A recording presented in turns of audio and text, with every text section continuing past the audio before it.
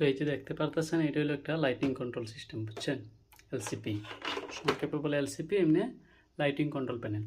তো এইটারে এখন ড্রেসিং করলাম, তো আপনাদেরকে দেখাইতেছি এটার কাজটা কি।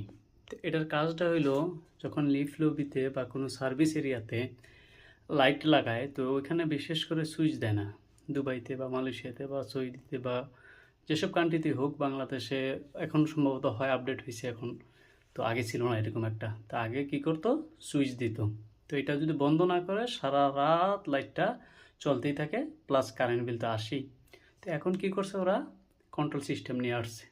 আপনি লিফটে চলে গেছেন, তো এগুলো দিয়ে একটা প্রোগ্রামিং করে দেবে আপনাকে। 2 মিনিট বা মানুষটা যাওয়ার পরে 2 মিনিট পরে অটোমেটিকলি বন্ধ হয়ে যাবে, বা 10 মিনিট পরে বন্ধ হয়ে যাবে।